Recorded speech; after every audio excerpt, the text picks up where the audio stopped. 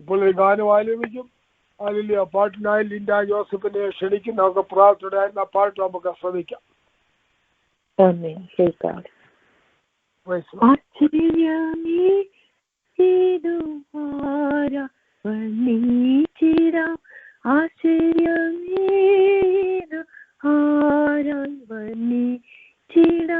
കൃപയേ കൃപയേ കൃപയേ കൃപയേ കൃപയേ കൃപയേ കൃപയേ കൃപയേ ചിന്തിയല്ലോ സ്വന്തരേക്തമെനിക്കാൻ ചിന്തിയല്ലോ സ്വന്തരേക്തമെനിക്കാൻ ചന്തം ചിന്തം തിരുമേനി എൻ പേർക്കാർ ചന്തം ചിന്തം തിരുമേനി എൻ പേർക്കാർ സ്വന്തമായ എല്ലാത്തെയും വെടിഞ്ഞു സ്വന്തമായ എല്ലാത്തെയും വെടിഞ്ഞു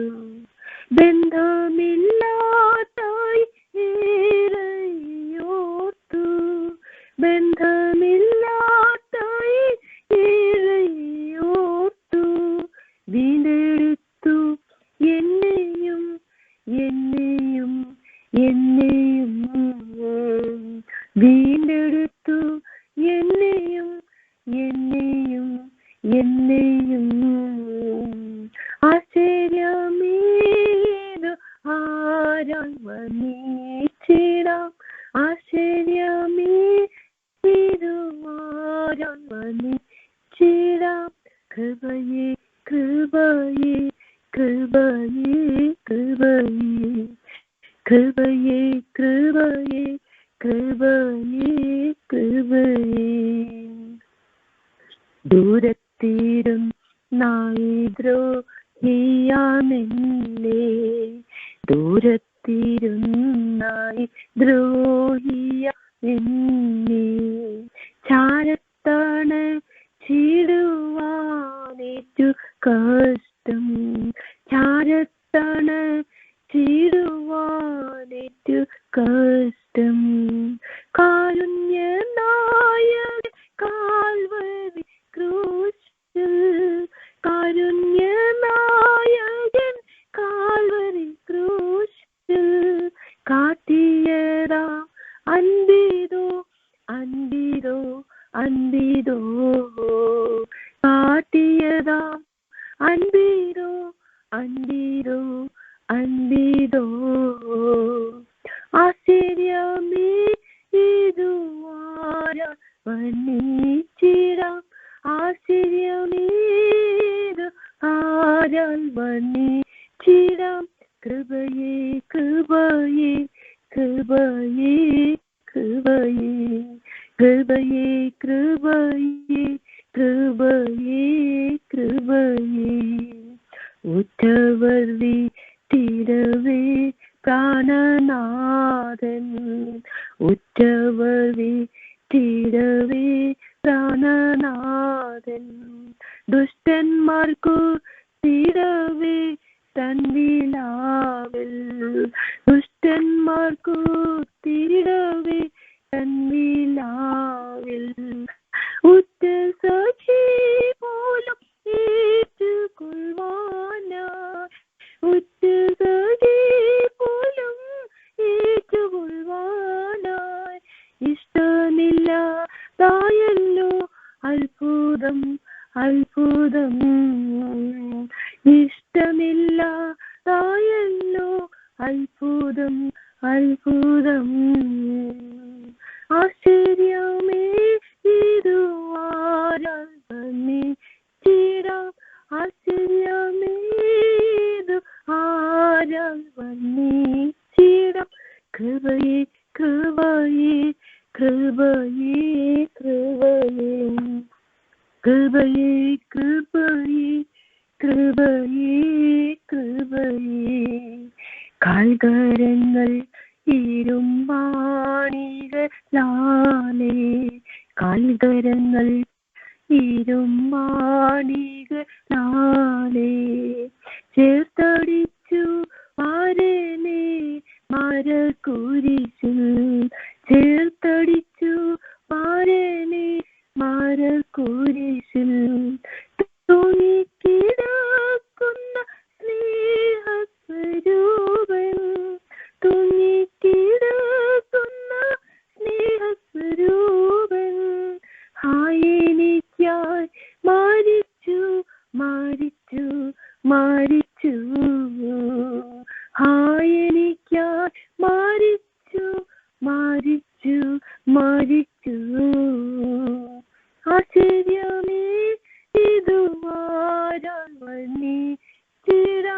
ആശ്ചര്യമേതു ആരംഭനീച്ചിടാം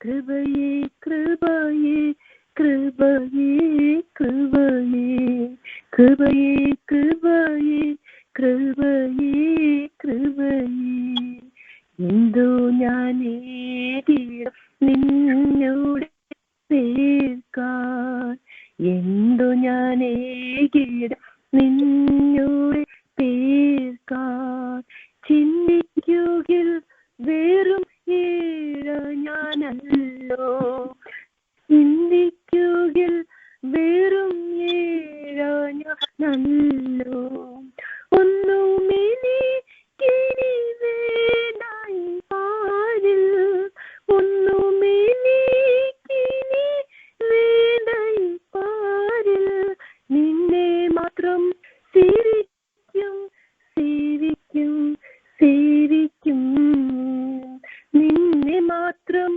സേവിക്കും സേവിക്കും സേവിക്കും ആശ്ചര്യമേതു ആരാധനീച്ചിടാം ആശ്ചര്യമേതു ആരാധനീച്ചിടാം കൃപയേ കൃപയേ കൃപയേ കൃപയേ കൃപയേ കൃപയേ കൃപയേ കൃപയേ ചിന്തിയല്ലോ സ്വന്തരക്തമെനിക്കായി ചിന്തിയല്ലോ സ്വന്തരക്തമെനിക്കായി ആശ്ചര്യമേരാധനീച്ചിടാം കൃപയേ കൃപയേ കൃപയേ കൃപയേ കൃപയേ കൃപയേ കൃപയേ കൃപയേ. Amen. Thank you. God bless you. Thank you for a beautiful song. അനുഗ്രഹിക്കപ്പെട്ട ഒരു ഗാനം പാടുവാൻ ദാസിയെ ദൈവം സഹായിച്ചല്ലോ. ഹല്ലേലൂയ, സ്തോത്രം. ആ പാട്ട് പാടിയപ്പോൾ മഹത്വം നമ്മുടെ കർത്താവ് എടുത്തു. എല്ലാവരുടെ മേൽ അനുഗ്രഹ സമൃദ്ധി പറഞ്ഞ പാട്ടോടെ അവിടുത്തെ നാമത്തെ സംസ്ഥാൻ ഇടയായി തീർന്നുവല്ലോ. ഹല്ലേലൂയ, നല്ല സ്വരവും നല്ല ശബ്ദവും കർത്താവ് ഹല്ലേലൂയ കൊടുത്തിരിക്കുന്നു. കർത്താവ് കൊടുത്തതായിട്ടുള്ള ടാലന്റുകൾ അത് വിശ്വസ്തയോടെ വ്യാപാരം ചെയ്യുവാൻ സ്വർഗത്തിലെ ദൈവം സഹായിക്കട്ടെ. പിന്നെ അനുഗ്രഹിക്കപ്പെട്ട കാര്യങ്ങൾ ആലപിക്കുവാനും അതിനെ ശുശ്രൂഷിപ്പാനും ലീഡുവാനും ഒക്കെ ദൈവം അഭിഷേകവും ദൈവവും ദൈവശക്തി നിറഞ്ഞോട്ടെ. Thank you. God bless you. ആ പാട്ട് ഓരോ വരികളും ഹല്ലേലൂയ ഏടുകളായും നമ്മൾ ഒരു ബന്ധമില്ല, സ്വയത്തിന് സംബന്ധമില്ലാതെ അന്യരും പ്രവേശനമായി നമ്മളെ അവിടുന്ന് സ്വന്തമാക്കി മാറ്റി, അവിടുത്തെ മക്കളും അവകാശികളുമാക്കി മാറ്റി. ഹല്ലേലൂയ, നമുക്ക് വേണ്ടി ആ രക്തം മുഴുവൻ ഹല്ലേലൂയ ഊറ്റി തന്നു.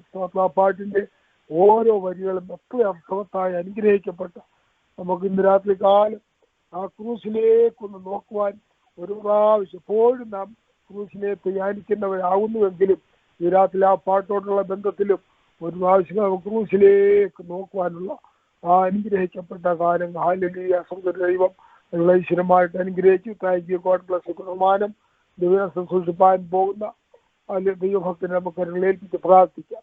അറിഞ്ഞിരിക്കേണ്ട വിലപ്പെട്ട സത്യങ്ങൾ കർത്താവിന്റെ പരിശുദ്ധാത്മ നിയോഗത്താൽ നാം കേട്ടുകൊണ്ടിരിക്കുന്നുവല്ലേ ഇന്ന് രാത്രിയിലും. ഹല്ലേലൂയ, സ്തോത്രം. നമുക്ക് കേൾപ്പാൻ യഹോവയുടെ വചനം, അനുസരിപ്പാൻ യഹോവയുടെ വചനം ഹല്ലേലൂയ സ്തോത്രം നമ്മുടെ ഹൃദയത്തിൽ നിറഞ്ഞു നിൽക്കുവാൻ ദൈവത്തിന്റെ വചനം സ്തോത്രം സ്തോത്രം സ്തോത്രം. ദൈവത്തിന്റെ പരിശുദ്ധാത്മാവിൽ സാധിക്കുന്നതായി പ്രവൃത്തി ആത്മാവിൽ ചുരുക്കമായി പ്രാർത്ഥിക്കാമല്ലോ. പ്രാർത്ഥിക്കാം. Hallelujah, hallelujah, hallelujah. ഞങ്ങളുടെ ദൈവമേ, സ്വർഗീയ പരമപിതാവേ, കർത്താവേ, ഈ രാത്രി സമയത്തിനായി നന്ദിയോട് സ്തോത്രം ചെയ്യുന്നു. കർത്താവേ, ഞങ്ങൾ ഈ പ്രയർ ലൈനിൽ കൂടി അവിടുത്തെ പാദപീഠത്തിലായിരിക്കുന്നു. കർത്താവേ, വചനം പഠിക്കുവാൻ കർത്താവേ, ഹല്ലേലൂയ. ദൈവമേ, ഞങ്ങൾ കൂടി വന്നിരിക്കുന്നു കർത്താവേ, ഹല്ലേലൂയ. ഞങ്ങളെ അവിടുത്തെ കരങ്ങളിൽ താഴ്ത്തി ഏൽപ്പിക്കുന്നു കർത്താവേ. കടന്നു വന്ന ഓരോരുത്തരെയും വ്യക്തികളായി, കുടുംബങ്ങളായി, സഭയായി ഏൽപ്പിച്ചു പ്രാർത്ഥിക്കുന്നു കർത്താവേ. ഹല്ലേലൂയ. ഇതിന് മുഖാന്തരം ദൈവദാസനെ കുടുംബമായി ഏൽപ്പിച്ച് പ്രാർത്ഥിക്കുന്നു കർത്താവേ. നീ അവരെ അനുഗ്രഹിക്കുമാറാകണമേ എന്ന് പ്രാർത്ഥിക്കുന്നു കർത്താവേ. ഹല്ലേലൂയ. അപ്പാ, കുടുംബം പ്രാർത്ഥിക്കുന്ന എല്ലാ വിഷയങ്ങളിൽ മേലും കർത്താവേ കരം നീട്ടണമേ. ലൈനിൽ അഭിഷേകത്തോടെ ലീഡ് ചെയ്തുകൊണ്ടിരിക്കുന്ന ദൈവദാസനായി സ്തോത്രം. ദൈവമേ, ആ കുടുംബത്തെയും കർത്താവിന്റെ പൊന്നുകരങ്ങളിൽ ഏൽപ്പിച്ചു കർത്താവേ ഞങ്ങൾ പ്രാർത്ഥിക്കുന്നു. ദൈവദാസൻ അനേക വിഷയങ്ങൾ പറഞ്ഞല്ലോ, അതെല്ലാം കർത്താവേ ഞങ്ങളും സ്തോത്രം പറഞ്ഞു പ്രാർത്ഥിക്കുന്നു. ദൈവപ്രകാരം അതിനെല്ലാം മറുപടി എന്ന് മാനിക്കണമേ. ദൈവമേ, അനുഗ്രഹിക്കപ്പെട്ട പാട്ട് പാടുവാൻ ദൈവദാസിയെ പൈതലിനെ നീ ബലപ്പെടുത്തിയതോർത്തു സ്തോത്രം. ആ കുടുംബത്തെയും ദൈവത്തിന്റെ കരങ്ങളിൽ ഏൽപ്പിച്ച് പ്രാർത്ഥിക്കുന്നു കർത്താവേ. ഹല്ലേലൂയ. അപ്പച്ചാ, എന്റെ ദൈവമേ, ഹല്ലേലൂയ. വചനം സംസാരിപ്പാൻ ദൈവദാസൻ കടന്നു വരുന്നല്ലോ കർത്താവേ. ഹല്ലേലൂയ. ദൈവമേ, ഹല്ലേലൂയ. ദൈവദാസന് വചനത്തിന്റെ വാതിൽ അപ്പച്ചൻ തുറന്നു കൊടുത്തിരിക്കുക സ്തോത്രം. ഞങ്ങളോട് ഇന്ന് അറിയിപ്പാനുള്ള വചനം ഞങ്ങളോട് വിളിച്ചു പറയുമ്പോൾ കർത്താവേ, ഹല്ലേലൂയ, അതിന്റെ മുൻപാകെ ഞങ്ങളെ തന്നെ താഴ്ത്തിയേൽപ്പിച്ചു ഹല്ലേലൂയ. അതിനെ കേൾക്കുന്നവരായി മാത്രമല്ല അതിനെ പ്രമാണിക്കുന്നവരായും കർത്താവെ ജീവിപ്പാൻ ഞങ്ങൾ കർത്താവിന്റെ വരവിന് വേണ്ടി ഞങ്ങൾ ഒരുങ്ങുവാൻ മറ്റുള്ളവരെ ഒരുക്കുവാനൊക്കെ സഹായിക്കണമേ.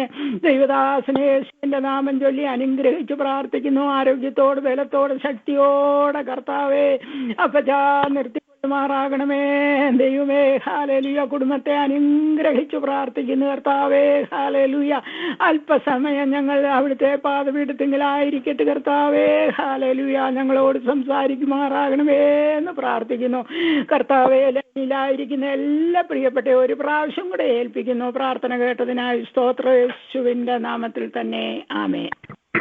ആമേൻ. Thank you. God bless you. Hallelujah.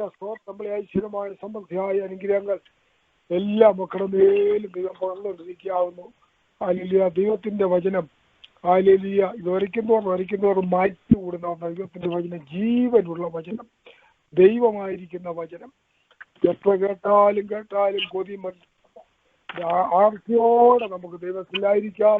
ആർത്തിയുള്ളവരെ ദൈവം തൃപ്തിപ്പെടുത്തി, വിശപ്പുള്ളവരെ നന്മകളുടെ ധനവാന്മാരെ ഭയഭക്തിയോടും വിറയലോടും കൂടെ നമുക്ക് ദൈവത്തിലായിരിക്കും. ഹോവേ അരുളി ചെയ്യണമേ, അടിയാൻ കേൾക്കുന്നുള്ള പ്രാർത്ഥന വചനം സൂക്ഷിക്കായി വിലപ്പെട്ട ദാസൻ പാസ്റ്റർ ജോൺ വർഗീസിനെ ഒക്കലോമ സിറ്റിൽ നിന്നും ഒക്കലോമ പ്രദേശിലേക്ക് അതിലൂടെ സ്നേഹത്തോടും കൂടെ ക്ഷണിക്കുന്നു. Thank you pastor. കർത്താവിന്റെ ധന്യമേറിയ നാമത്തിന് സ്തോത്രം. ഇന്ന് സന്ധ്യയെങ്കിൽ ദൈവസന്നിധിയിലായിരിക്കുന്ന എല്ലാ ദൈവമക്കളെയും ഓർത്തുകൊണ്ട് ഞാൻ കർത്താവിനെ സ്തുതിക്കുകയും വേഗം വരുവാൻ പോകുന്ന കർത്താവായ യേശുക്രിസ്തുവിന്റെ ധന്യമേറിയ നാമത്തിൽ എന്റെ സ്നേഹവന്ദനത്തെ അറിയിക്കുകയും ചെയ്യുന്നു. യുഗാന്ത്യ ശാസ്ത്രം, എസ്കറ്റോളജി എന്ന വിഷയമാണല്ലോ പഠിച്ചുകൊണ്ടിരിക്കുന്നത്. ഇതിൽ അതിന്റെ രണ്ടാം ഭാഗമായ ഇസ്രയേൽ ഓഫ് ടുഡേ, ഇന്നത്തെ ഇസ്രയേൽ എന്ന വിഷയത്തെ പറ്റിയാണ് നാം ചിന്തിക്കുന്നത്. യെഹെസ്കേൽ പ്രവചനം 33 അധ്യായത്തിൽ മുതൽ യെഹെസ്കേൽ പ്രവചനം 39 അധ്യായം വരെ ഇന്നത്തെ ഇസ്രയേലിനെയാണ് നമുക്ക് കാണുവാൻ സാധിക്കുന്നത്.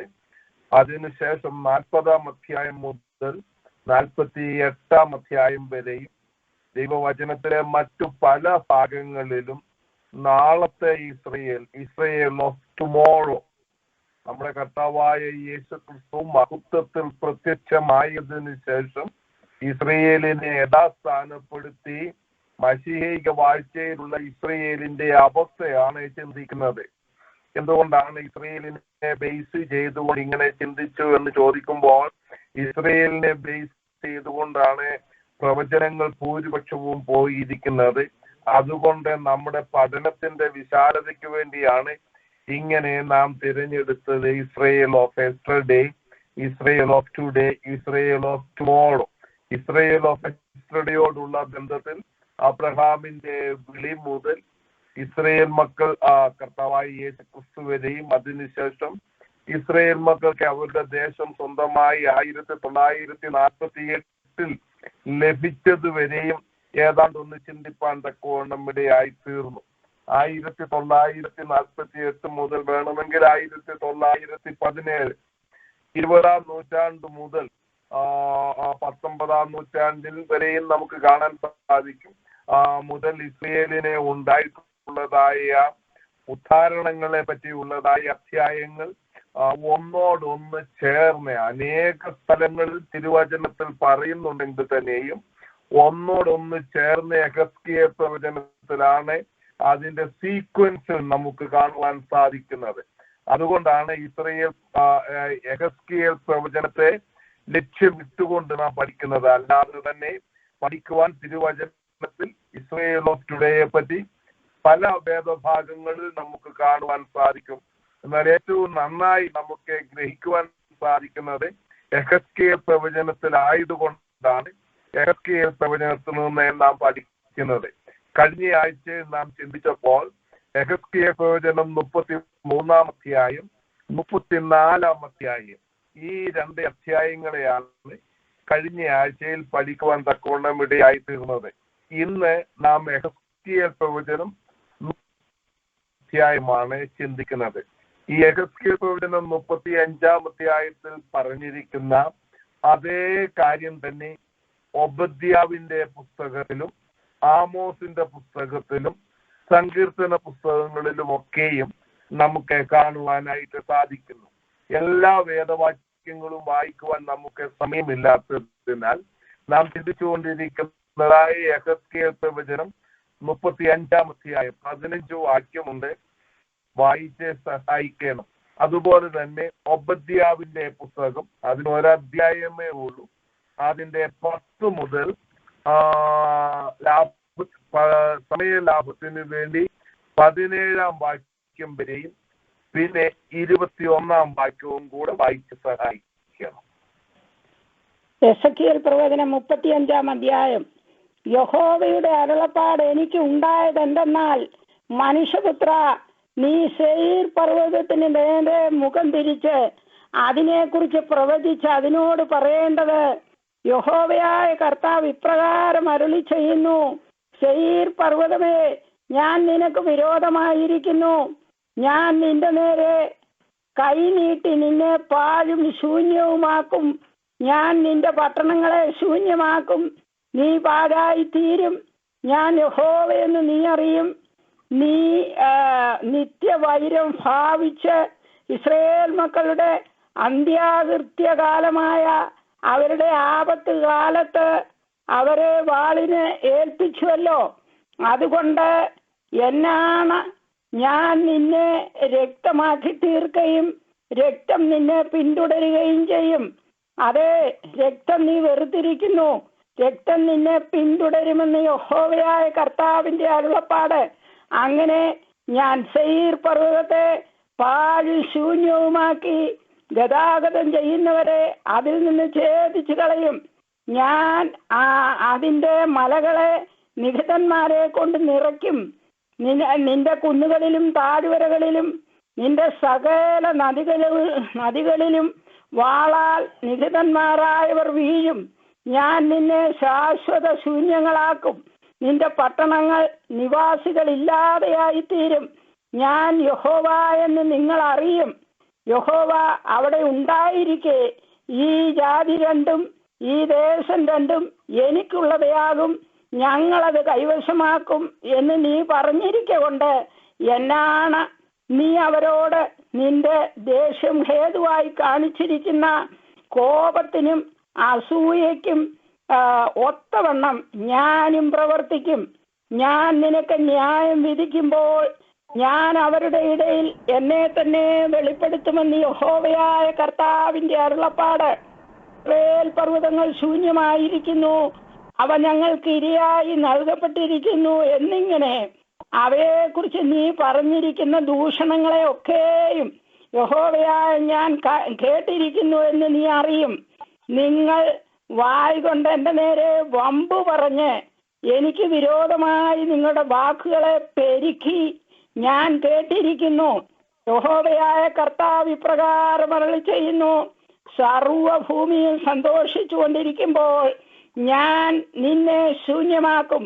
ഇസ്രായേൽ ഗൃഹത്തിന്റെ അവകാശം ശൂന്യമായതിൽ നീ സന്തോഷിച്ചുവല്ലോ. ഞാൻ നിന്നോടും അതുപോലെ ചെയ്യും. സെയീർ പർവ്വതവും എല്ലാം ഏദോവുമായുള്ളവേ, നീ ശൂന്യമാകും. ഞാൻ യഹോവയെന്ന് അവർ അറിയും. ഒബദ്യാവിന്റെ പുസ്തകം അതിന്റെ 10-ാം വാക്യം മുതൽ 17-ാം വാക്യം വരെയും 21-ാം വാക്യവും വായിച്ച് സഹായിക്കണം. നിന്റെ സഹോദരന്മാരായ യാക്കോബിനോട് നീ ചെയ്ത സാഹസ നിമിത്തം ലജ്ജ നിന്നെ മൂടും. നീ സദാകാലത്തേക്കും ഛേദിക്കപ്പെടും. നീ എതിരെ നിന്ന നാളിൽ അന്യജാതിക്കാർ അവന്റെ സമ്പത്ത് അപഹരിച്ചു കൊണ്ടുപോവുകയും അന്യജാതിക്കാർ അവന്റെ ഗോപുരങ്ങളിൽ കടന്ന് ഇസ്രയേലിന് ചീട്ടിടുകയും ചെയ്ത നാളിൽ തന്നെ നീയും അവരിൽ ഒരുത്തനെ പോലെ ആയിരുന്നു. നിന്റെ സഹോദരന്റെ ദിവസം അവന്റെ അനർത്ഥ ദിവസം തന്നെ നീ കണ്ടു രസിച്ചുവല്ലോ. നീ യഹൂദന്മാരെ കുറിച്ച് അവരുടെ അപായ ദിവസത്തിൽ സന്തോഷിക്കേണ്ടതല്ല. അവരുടെ കഷ്ട ദിവസത്തിൽ നീ വമ്പു പറയേണ്ടതല്ല. എന്റെ ജനത്തിന്റെ അപായ ദിവസത്തിൽ നീ അവരുടെ വാതിലിനകത്ത് കടക്കേണ്ടതല്ല. അവരുടെ അപായ ദിവസത്തിൽ നീ അവരുടെ അനർത്ഥം കണ്ട് രസിക്കേണ്ടതല്ല. അവരുടെ അപായ ദിവസത്തിൽ അവരുടെ സമ്പത്തിന്മേൽ നീ കൈവയ്ക്കേണ്ടതല്ല. 17-ാം വാക്യം വരെ അവന്റെ പാലായുധന്മാരെ ഛേദിച്ചു കളവാൻ നീ വധിത്തലക്കൽ നിൽക്കേണ്ടതല്ല. കഷ്ട ദിവസത്തിൽ അവന് ശേഷിച്ചവരെ നീ ഏൽപ്പിച്ചു കൊടുക്കേണ്ടതുമല്ല. സകല ജാതികൾക്കും യഹോവയുടെ നാൾ അടുത്തിരിക്കുന്നു. നീ ചെയ്തിരിക്കുന്നത് പോലെ നിന്നോടും ചെയ്യും. നിന്റെ പ്രവൃത്തി നിന്റെ തലമേൽ തന്നെ മടങ്ങി വരും. നിങ്ങൾ എന്റെ വിശുദ്ധ പർവ്വതത്തിൽ വെച്ച് കുടിച്ചതുപോലെ സകല ജാതികളും ഇടവിടാതെ കുടിക്കും. അവർ മൂന്തി കുടിക്കുകയും ജനിക്കാത്തവരെ പോലെ ആകുകയും ചെയ്യും. എന്നാൽ സിയോൻ പർവ്വതത്തിൽ ഒരു രക്ഷിത ഗണമുണ്ടാകും. അത് വിശുദ്ധമായിരിക്കും. യാക്കോബ് ഗൃഹം അവന്റെ അവകാശങ്ങളെ കൈവശമാക്കും. 21-ാം വാക്യം. ആമേൻ. ഏശാവിന്റെ പർവ്വതത്തെ ന്യായം വിധിക്കേണ്ടതിന് രക്ഷകന്മാർ സിയോൻ പർവ്വതത്തിൽ കയറി ചെല്ലും. രാജത്വം യഹോവയ്ക്കാകും. ആമേൻ. ഒരു വാക്യം കൂടി വായിച്ച് സഹായിക്കാമെങ്കിൽ വളരെ നന്നായിരുന്നു. ഇതേ കാര്യം തന്നെയാണ് ആമോസിന്റെ പ്രവചനം 1-ാം അധ്യായത്തിന്റെ 11-12 വാക്യങ്ങളിൽ ഏദോമിന്റെ നാശത്തെ പറ്റിയാണ് പറയുന്നത്. 11-12 യഹോവ ഇപ്രകാരം അരുളി ചെയ്യുന്നു. ഏദോമിന്റെ 3-4 അകൃത്യ നിമിത്തം അവൻ തന്റെ സഹോദരനെ വാളോടുകൂടെ പിന്തുടർന്നു. തന്റെ കോപം സദാകാലം കടിച്ചു കീറുവാൻ തക്കവണ്ണം സഹതാപം വിട്ടുകളയുകയും ദേശം സദാകാലം വെച്ചുകൊള്ളുകയും ചെയ്തിരിക്കയാൽ ഞാൻ ശിക്ഷ മടക്കിക്കളയുകയില്ല. ഞാൻ തേമാനിലൊരു തീയയക്കും. അത് ബോസ്രയിലെ അരമനകളെ ദഹിപ്പിച്ചു കളയും. നമുക്ക് പ്രാർത്ഥിക്കാം. ദൈവമേ, സ്വർഗീയ പിതാവേ, ജീവന്റെ വചനം ഞങ്ങൾ വായിച്ചു നാഥ, അവിടുന്ന് ഞങ്ങളോട് സംസാരിക്കണമേ. അവിടുത്തെ ആത്മാവിനെ പറയുവാനുള്ള ദൂരെ അധരത്തിൽ നൽകുകയും അത് വിളമ്പിക്കൊടുക്കുവാനുള്ള അഭിഷേകം നൽകുകയും ചെയ്യണമേ എന്ന് പ്രാർത്ഥിക്കുന്നു. അവിടുത്തെ പാദപീഠത്തിലിരിക്കുന്ന ജനത്തെ തിരുനാമത്തിൽ അനുഗ്രഹിക്കുന്നു. സമൃദ്ധിയുടെയും വിടുതലിന്റെയും അനുഗ്രഹത്തിന്റെയും സന്ധ്യയായി ഇന്ന് രാത്രിയെ തീർക്കണമേ എന്ന് പ്രാർത്ഥിക്കുന്നു.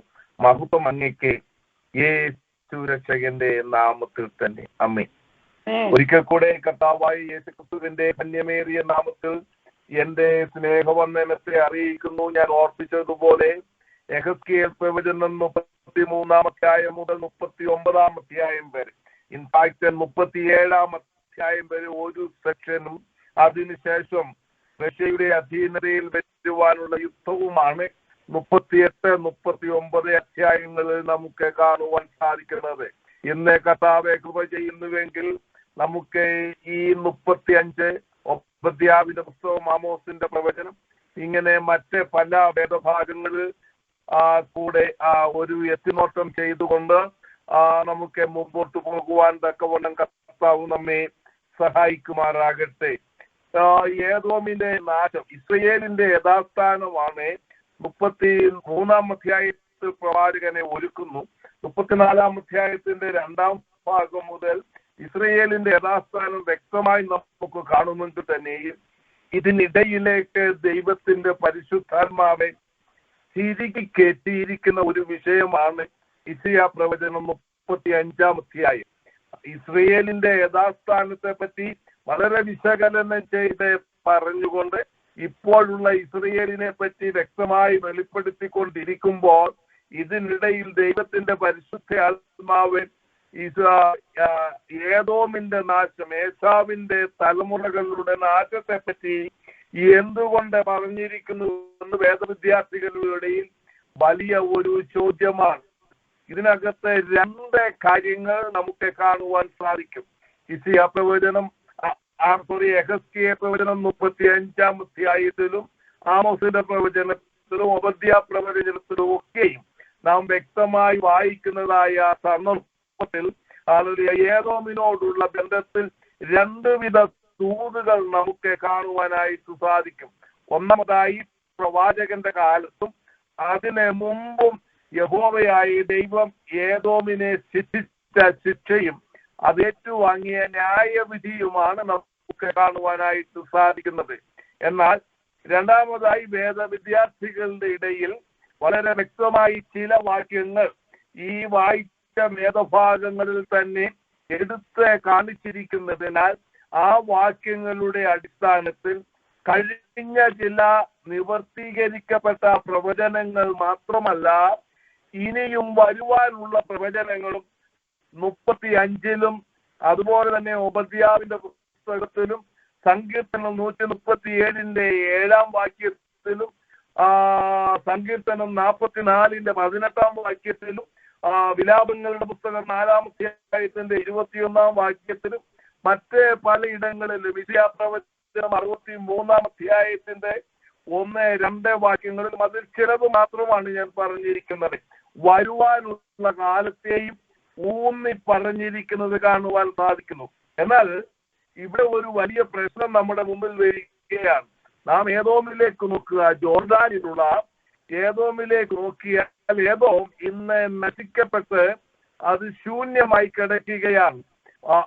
ഏദോം ജോർദാന്റെ കീഴിലാണ്. മോവാബ്യരെ, അമോര്യരെ, ഏദോമ്യരെ, ഈ 3 രാജ്യങ്ങൾ സമ്മിശ്രിതമായി കിടക്കുന്നതായ ഒരു രാജ്യമാണ് ഇന്നത്തെ പ്രസന്റ് ജോർദാൻ എന്ന് പറയുന്നത്.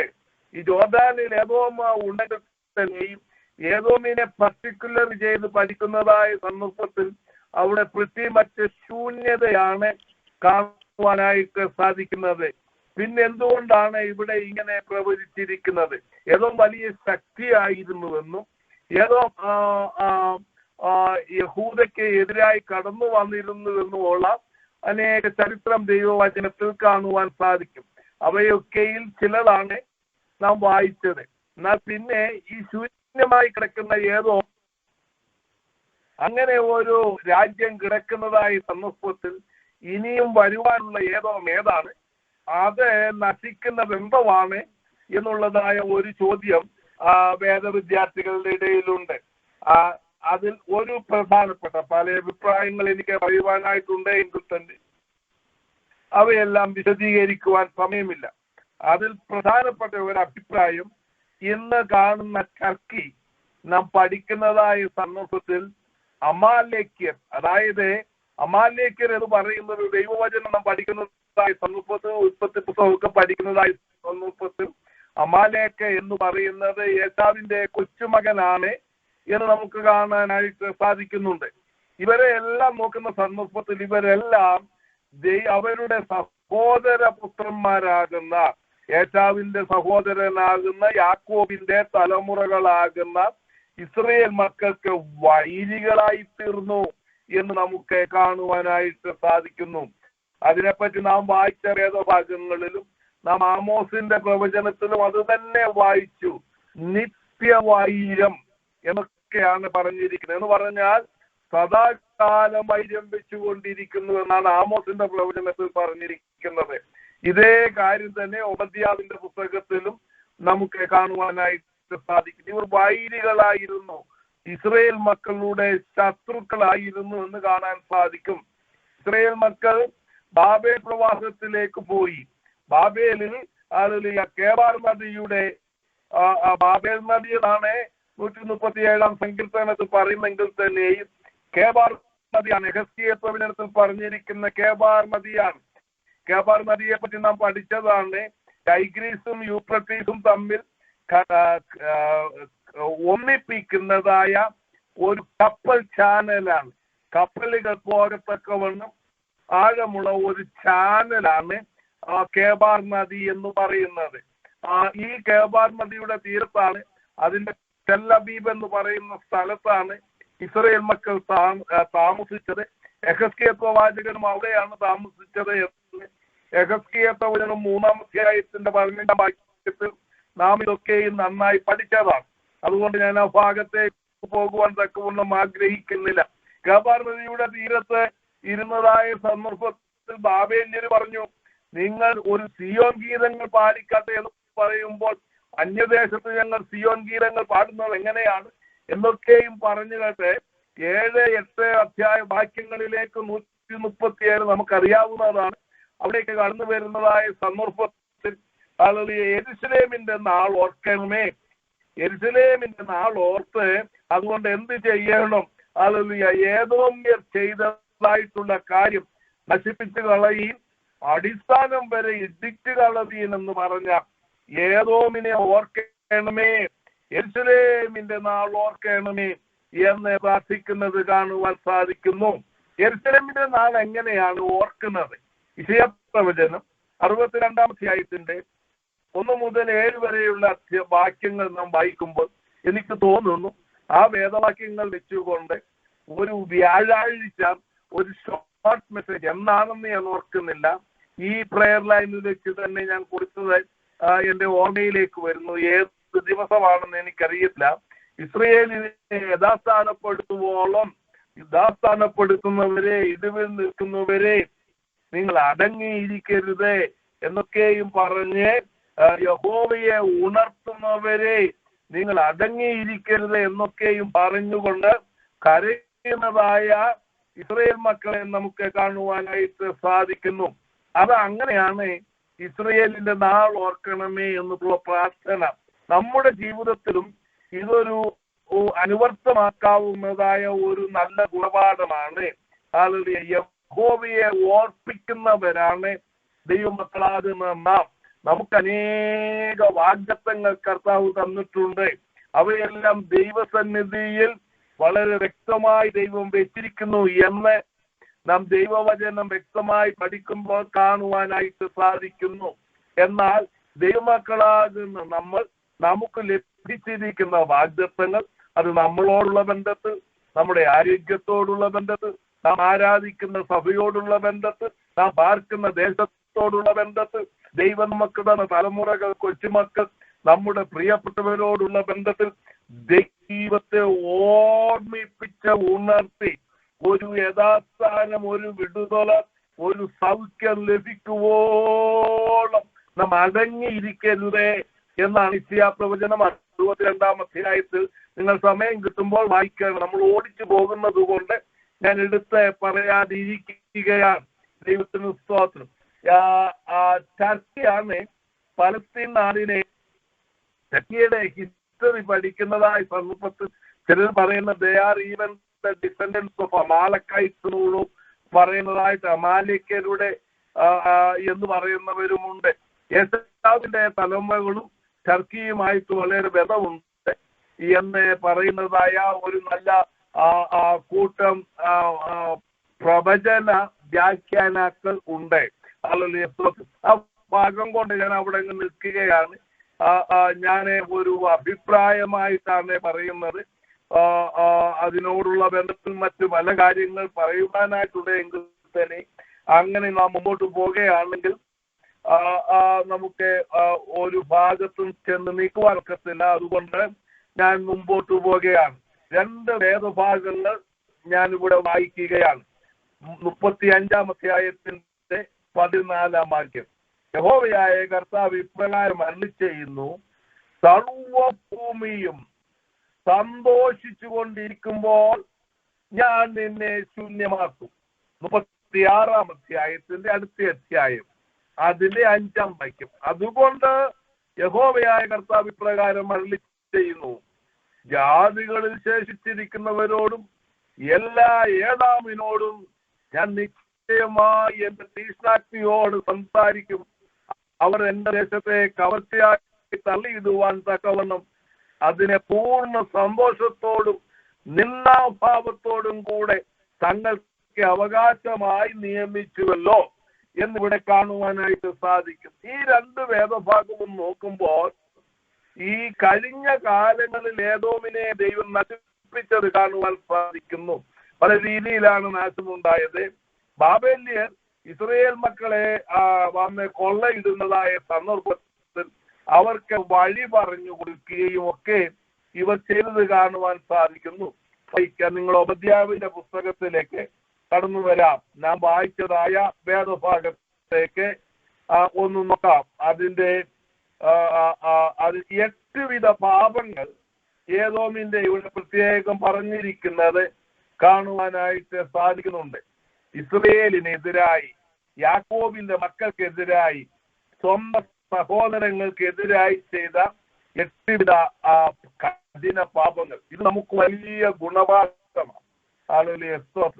ഇവിടെ അതിന്റെ 12-ാം വാക്യം, നിന്റെ സഹോദരന്റെ ദിവസം അവന്റെ അനർത്ഥ ദിവസം തന്നെ നീ രസിക്കേണ്ടതല്ല.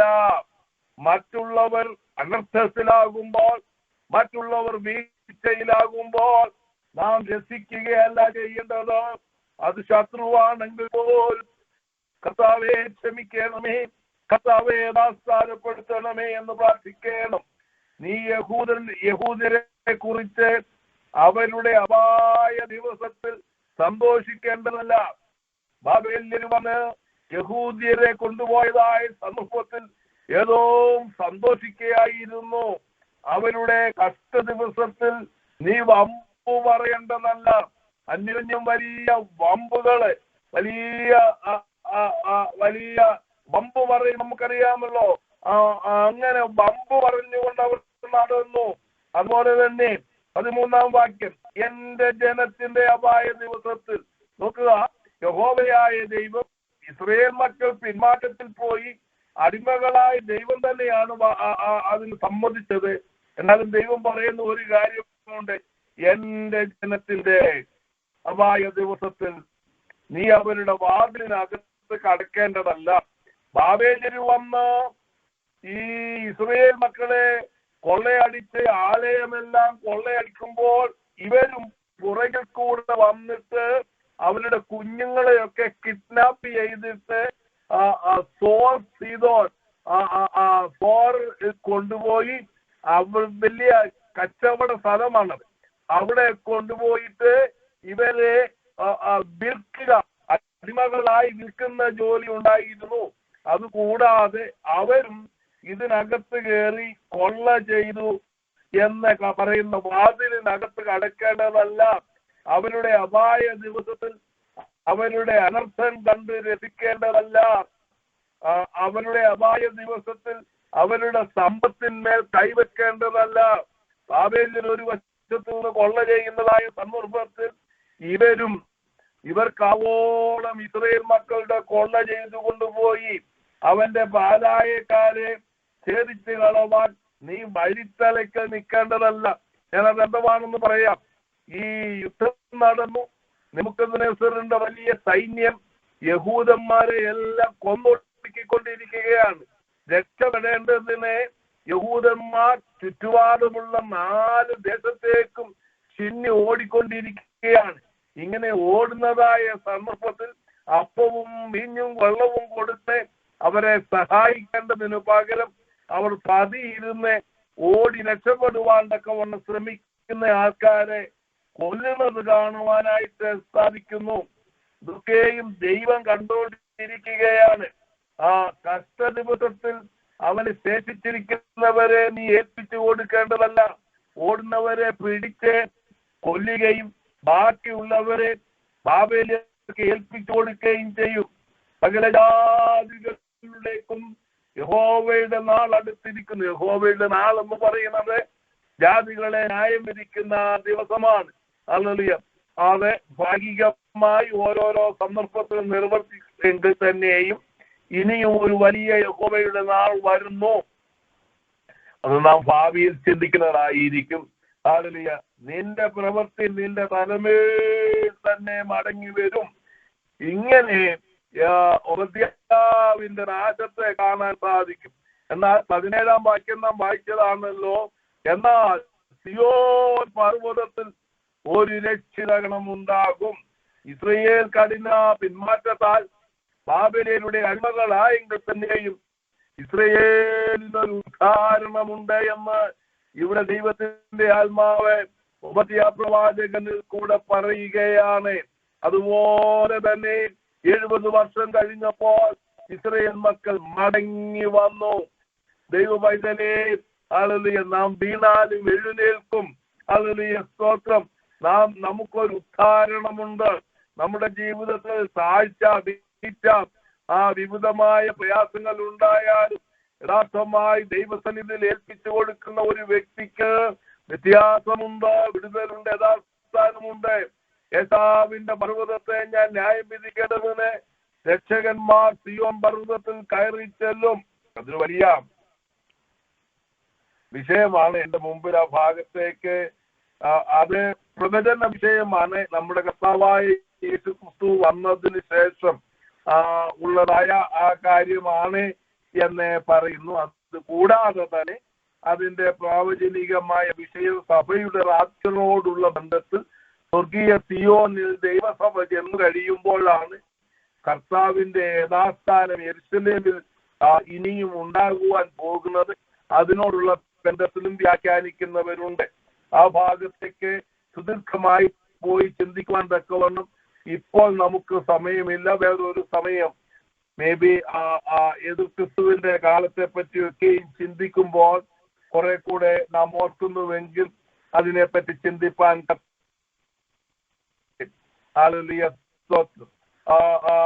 നാം ആമോസിന്റെ പ്രവചനം 11-12 വാക്യങ്ങൾ 1-ാം അധ്യായത്തിൽ ചിന്തിച്ചു. 3-4 അതിക്രമങ്ങൾ നിമിത്തം 3-4 അതിക്രമങ്ങളും പറയുന്നത് അതിക്രമം ചെയ്ത് ദൈവത്തിന്റെ ക്ഷമയറ്റു എന്നുള്ളതായ ഒരു പദപ്രയോഗമാണ്. ആമോസിന്റെ പ്രവചനം 1-ാം അധ്യായത്തിലും 2-ാം അധ്യായത്തിലും കൂടെ 3-4 അതിക്രമങ്ങൾ എന്ന് കാണുവാനായിട്ട് സാധിക്കും. അതിനൊരു ഉദാഹരണമായി പറയുകയാണ് എങ്കിൽ നമ്മുടെ കുഞ്ഞുങ്ങളോട് ചിലപ്പം ദേഷ്യം കമ്പടത്തില്ല. 3-4 പ്രാവശ്യം ഞാൻ നിന്നോട് പറഞ്ഞു ഇനി നീ അടികൊള്ളുമെന്ന് പറയുന്നത് പോലെ യഹോവയായ ദൈവം ക്ഷമിച്ച് 3-4 എന്നുള്ളതല്ല, ദൈവത്തിന്റെ ക്ഷമയുടെ ആ പരിധി മുഴുവനും കഴിഞ്ഞ് എന്നാൽ മാനസാന്തരമില്ലാതെ കഠിനമായി പാപം ചെയ്തപ്പോൾ സോദോം ഗൊമോറയെ നശിപ്പിച്ചതുപോലെ ദൈവത്തിന്റെ ന്യായവിധിക്ക് ഏദോമിയർ യോഗ്യരാണ് എന്ന് കാണുവാനായിട്ട് സാധിക്കുന്നു. ഞാൻ ഓർപ്പിച്ചുവല്ലോ, വീണ്ടും എടുത്തു പറയട്ടെ. കഴിഞ്ഞ നാളുകളിൽ ഏദോമിനുണ്ടായതായ നാശത്തിനപ്പുറം ഇപ്പോൾ ഏദോമ്യരായിട്ടുള്ള ആൾക്കാർ ഈ ലോകത്തിന്റെ വിവിധ ഭാഗങ്ങളിൽ ചിതറിപ്പാർക്കുന്നുണ്ട്.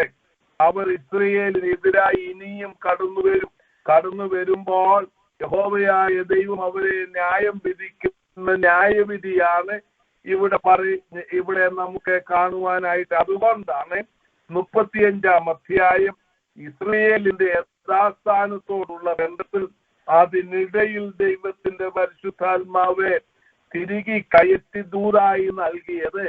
ഹല്ലേലൂയ, സ്തോത്രം. യഹോവ അവിടെ ഉണ്ടായിരിക്കെ ഈ ജാതി ദേശം രണ്ടും എന്ന് പറഞ്ഞാൽ നോർത്ത് ആൻഡ് സൗത്ത്, ഇസ്രയേലും യഹൂദിയും, ഈ 12 ഗോത്രങ്ങളെയാണ് പറയുന്നത്. അത് എന്റേതാണ് എന്ന് പറഞ്ഞുകൊണ്ട് ഏശാവ് പറയുന്നതാണ് കാണുവാൻ സാധിക്കുന്നത്. ഒരുപക്ഷെ ഒരു ദൈവവൈദ്യ പിന്മാറ്റത്തിൽ പോയിരിക്കും. അതുകൊണ്ട് അവനെ ശിക്ഷിക്കുവാനോ അവനെ പറ്റി അതും പറയുവാനോ നമുക്ക് അധികാരമില്ല. പ്രത്യുത ആ വ്യക്തിക്ക് വേണ്ടി ഇടിവിൽ നിന്ന് കരയുകയും കണ്ണുനീരോടുകൂടി യഥാസ്ഥാനപ്പെടുത്തണമേ എന്ന് പേഴ്സണലായി നാം പ്രാർത്ഥിക്കുകയുമാണ് ചെയ്യേണ്ടത്. അങ്ങനെയുള്ളവർക്ക് അനുഗ്രഹം വരുന്നത് കാണുവാൻ സാധിക്കുന്നു. ഏദോമിന്റെ നാശത്തെ പറ്റി ഇരമ്യാ പ്രവചനം 49 ആയത്തിൽ വളരെ വാക്യങ്ങളിൽ പറയുന്നത് കാണുവാൻ സാധിക്കുന്നു.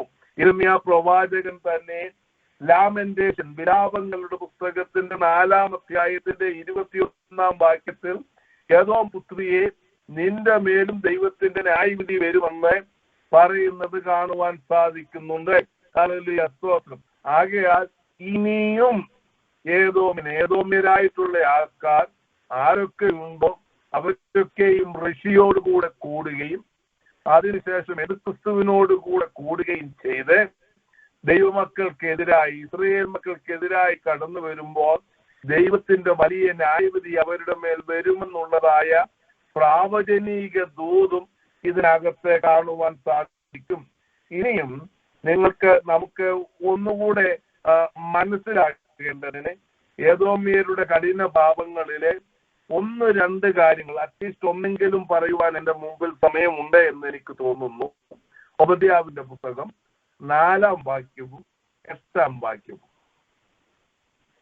നീ കഴുകനെ പോലെ ഉയർന്നാലും നക്ഷത്രങ്ങളുടെ ഇടയിൽ കൂടുവെച്ചാലും അവിടെ നിന്ന് ഞാൻ നിന്നെ ഇറക്കും എന്ന യഹോവയുടെ അരുളപ്പാട്. 8-ാം വാക്യം. അന്നാളിൽ ഞാൻ ഏദോമിൽ നിന്ന് ജ്ഞാനികളെയും ഏശാവിന്റെ പർവ്വതത്തിൽ നിന്ന് വിവേകത്തെയും നശിപ്പിക്കും എന്ന് യഹോവയുടെ അരുളപ്പാട്. ഈ 2 വാക്യങ്ങളും വെച്ചുകൊണ്ട് തെറ്റായി വ്യാഖ്യാനിക്കുന്നവരുണ്ട്. തെറ്റായി വ്യാഖ്യാനിക്കുന്നവരുടെ വ്യാഖ്യാനം ഞാൻ ആദ്യം പറയാം. ഞാൻ അവരെ ചോദ്യം ചെയ്യുകയോ അവരുടെ വ്യാഖ്യാനത്തെ പുട്ട് ഡൗൺ ചെയ്യുകയോ അല്ല. അതിന് അങ്ങനെ ഒരു ഉദ്ദേശം പോലുമില്ല. എന്നാൽ നാം കറക്ഷൻ എന്താണ് ഈ പറഞ്ഞിരിക്കുന്നത് എന്ന് നാം അറിയണം. ഇവിടെ പറഞ്ഞിരിക്കുന്നത് നക്ഷത്രങ്ങളിൽ കൂടുവെക്കുന്നത് ഇന്ന് സാറ്റലൈറ്റ് വഴി പോകുന്നതും അതുപോലെ തന്നെ ചന്ദ്രനിൽ പോകുന്നതും സൂര്യനിൽ പോകാൻ ശ്രമിക്കുന്നതും ചൊവ്വായിൽ പോകാൻ ശ്രമിക്കുന്നതും ഒക്കെയാണ് എന്ന് അതിന് ഉള്ള പ്രവചനമാണ് ഇത് എന്ന് പറയുന്നവരുണ്ട്. ഇത് അതേപറ്റിയേ അല്ല പറയുന്നത്. ഒബദ്യാവേ പറയുന്നത് ഏദോമിനെ പറ്റിയാണ് പറയുന്നത്. നീ അഥവാ ഏദോമ്യർ കഴുകനെ പോലെ ഉയർന്നാലും നക്ഷത്രങ്ങളുടെ ഇടയിൽ കൂടുവെച്ചാലും അവിടെ നിന്ന് ഞാൻ നിന്നെ ഇറക്കും. ഇതിന്റെ സത്യാവസ്ഥ എന്താണെന്ന് ഞാൻ പറയാം. ഏദോമ്യരുടെ പാപങ്ങളിൽ ചിലത് നാം ചിന്തിച്ചു. ഇസ്രായേൽ മക്കൾക്കെതിരായി അവർ ചെയ്ത ദുഷ്ടതകളും ദൈവത്തെ ഭയമില്ലാത്ത അവസ്ഥയും ഒക്കെ ചിന്തിച്ചു. ഈ 4-ാം വാക്യത്തിൽ ദൈവത്തെ ഭയമില്ല, ജീവനുള്ള ദൈവത്തെ സേവിക്കുന്നില്ല, ദൈവമക്കളെ ഉപദ്രവിക്കുന്നു, അതിനപ്പുറമായി ദൈവം വെറുക്കുന്ന വളരെ മ്ലേച്ഛകരമായ ഒരു പാപമാണ് ഈ 4-ാം വാക്യത്തിൽ നമുക്ക് കാണുവാൻ സാധിക്കുന്നത്. കഴുകനെ പോലെ ഉയർന്നാലും നക്ഷത്രങ്ങളിടയിൽ കൂടുവെച്ചാലും എന്ന് പറയുന്നത് ഇന്ന് നാം കേരളത്തിൽ നിന്നൊക്കെ വന്നിട്ടുള്ളവർ നമുക്കറിയാം. കുറെ കൂടെ ഇവിടുത്തുകാർക്കും ഇപ്പം ലോകത്തുള്ള എല്ലാവർക്കും അറിയാവുന്ന കാര്യമാണ്. രാശി, അതുപോലെ തന്നെ മുഹൂർത്തം, നക്ഷത്രങ്ങളെ നോക്കി ഓരോ കാര്യങ്ങൾ പറയുക, ഇതാണ് ഇവിടെ പറയുന്നത്. ഏദോമ്യരെ യുദ്ധത്തിന് പോകുന്നതായ സന്ദർഭത്തിൽ ഈ 8-ാം വാക്യത്തിൽ പറഞ്ഞിരിക്കുന്നത് പോലെ അവരുടെ ഇടയിലുള്ള ജ്ഞാനികൾ, അവരുടെ ഇടയിലുള്ള മന്ത്രവാദികൾ, അവർ നക്ഷത്രങ്ങളുടെ മൂവ്മെന്റ് അനുസരിച്ചിട്ട് മുഹൂർത്തം നോക്കിക്കൊണ്ടാണ് യുദ്ധത്തിന് പോകുന്നത്. അങ്ങനെ അവർ നക്ഷത്രങ്ങളെ നോക്കി ജീവനുള്ള ദൈവത്തെ ഭയപ്പില്ലാതെ, ഈ ലോകത്തിലെ ദൈവവചനം വളരെ വ്യക്തമായി പറയുന്നു, നീ സൂര്യനെയോ ചന്ദ്രനെയോ നക്ഷത്രങ്ങളെയോ കാണുകയോ അതിനെ നോക്കി നീ അതിശയം കൂടുകയോ അതിനെ ആരാധിക്കുകയോ മുഹൂർത്തം നോക്കുകയോ അരുത്. മുഹൂർത്തം നോക്കുന്നവർ നിങ്ങളുടെ ഇടയിൽ ഉണ്ടെങ്കിൽ അങ്ങനെയുള്ള വ്യക്തിയെ ഛേദിച്ചു കളയണമെന്ന് കർശനമായ ദൂതാണ് ഇസ്രായേൽ മക്കൾക്ക് ലഭിച്ചിരിക്കുന്നത്. ഇവിടെ ഒബദ്യാവ് ഇവിടെ ഏദോമിനെ പറ്റി പറയുന്നത് അവർ മുഹൂർത്തം നോക്കുന്നവരായിരുന്നു എന്നുള്ളതാണ്. നീ എത്ര മുഹൂർത്തം വെച്ചാലും നിന്റെ ആശ്രയം നക്ഷത്രങ്ങളിൽ വെച്ചുകൊണ്ട് നക്ഷത്രങ്ങളുടെ മൂവ്മെന്റ് അനുസരിച്ച് നീ യുദ്ധത്തിന് പോയാലും നിന്നെ അവിടെ നിന്ന് ഇറക്കും. നീ നിന്റെ ഉറപ്പുകൾ, നിന്റെ മാത്തമാറ്റിക്കൽ കാൽക്കുലേഷൻ ഇവയെല്ലാം തകർത്ത് കളയും എന്നാണ് പറയുന്നത്. ഇന്ന് അനേക ആയിരങ്ങളാണ്, വിശേഷാൽ ഇന്ത്യയിൽ മുഹൂർത്തം നോക്കുന്ന ക്രിസ്ത്യാനികൾ പോലും അനേകരാണ്. വിവാഹത്തിന് പോകുമ്പോൾ മുഹൂർത്തം നോക്കുന്നു, എന്തോ ചെയ്താലും മുഹൂർത്തം നോക്കുന്നു. ഇങ്ങനെയുള്ള അവസ്ഥയാണ്. ഇത് കഠിന പാപമാണ്. ഇത് നാം ഒരിക്കലും വീണു പോകരുത്. ഉന്നതനു മീതെ ഒരു ഉന്നതനും അതിനു മീതെ അത്യുന്നതനുമുണ്ട്. നക്ഷത്രങ്ങൾക്ക് ഭൂമിമേലുള്ളതായ സ്വാധീനത്തെ പറ്റി ഇയ്യോബിന്റെ പുസ്തകത്തിൽ കാണുവാൻ സാധിക്കുന്നു. എന്നാൽ ഇയ്യോബിന് വലിയൊരു ദർശനം ഉണ്ടായിരുന്നു. കാർത്തികയെയും മകയിരത്തെയും ബന്ധിക്കുന്ന ദൈവം കാർത്തികയുടെയും മകയിരത്തിന്റെയും ചങ്ങല അഴിക്കുന്ന ദൈവം എന്നൊക്കെ പറയുന്നുണ്ട്. യഹോവയായ ദൈവം, ഹല്ലേലൂയ, സ്തോത്രം, ഇയ്യോബിനോട് പറയുന്നുണ്ട്, കാർത്തികയുടെ മകയിരത്തിന്റെ സപ്തക്ഷികളുടെ ബന്ധനം നിനക്ക് കഴിക്കാമോ? അതിന്റെ ഭൂമിമേലുള്ള സ്വാധീനം നിനക്കറിയാമോ എന്നൊക്കെയും ചോദിക്കുന്നത് കാണുവാനായിട്ട് സാധിക്കുന്നുണ്ട്. ഇവിടെ നാം മനസ്സിലാക്കേണ്ട ഒരു കാര്യമുണ്ട്. ഈ നക്ഷത്രങ്ങൾക്ക് മീതെ, ഉന്നതന് മീതെ ഒരു ഉന്നതനുമുണ്ട്. ഹല്ലേലൂയ, സ്തോത്രം. സ്വർലോകത്തിലെ ദുഷ്ടാത്മ സേനയാണ് ഈ നക്ഷത്ര മണ്ഡലങ്ങളിലൊക്കെ നിന്നുകൊണ്ട് പ്രവർത്തിക്കുന്നത്. ഇത് നാം ഒരിക്കലും ചെയ്യരുതേ. ഇത് കഠിന പാപമാണ്. അതിനു മീതെ ഒരു ഉന്നതനുണ്ട്, അത്യുന്നതനുണ്ട് എന്ന് നാം ഓർത്തിരിക്കണം. സകലത്തെയും അടക്കി വാഴുന്നവൻ, നക്ഷത്രങ്ങളെ പേർ ചൊല്ലി വിളിക്കുന്നവൻ, സകലത്തിന്മേലും കർത്തൃത്വം നടക്കുന്ന നമ്മുടെ കർത്താവാണ് നമ്മുടെ അരുമരക്ഷകൻ. നക്ഷത്രങ്ങൾ നമ്മെ കൺട്രോൾ ചെയ്യുകയല്ല, നാം നക്ഷത്രങ്ങളെ കൺട്രോൾ ചെയ്യുന്നവരാണ്. ദൈവവചനത്തിൽ പല വാക്യങ്ങൾ നമുക്ക് കാണുവാനായിട്ട് സാധിക്കുന്നു. അതിലൊരു പ്രധാന വാക്യമാണ് നമുക്കേവർക്കും അറിയാവുന്ന. യോശുവ പറയുന്നു, സൂര്യാനി ഗിബിയോനിലും ചന്ദ്രാനി അയ്യാലോർ താഴ്വരയിൽ നിൽക്കുക. യെഹെസ്കേലിന്റെ സൗഖ്യത്തോടുള്ള ബന്ധത്തിൽ സൂര്യന്റെ ഘടികാരം പുറകോട്ട് വരുന്നത് കാണുവാൻ സാധിക്കുന്നു.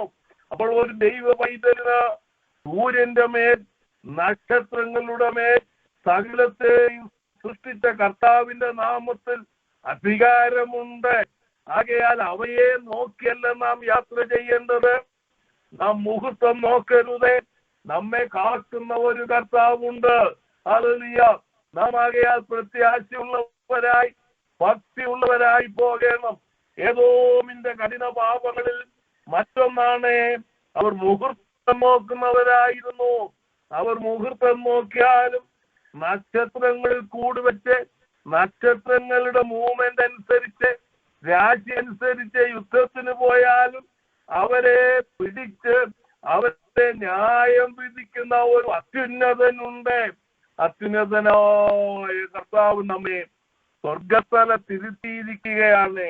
ഇത് നാം മറന്നു പോകരുത്.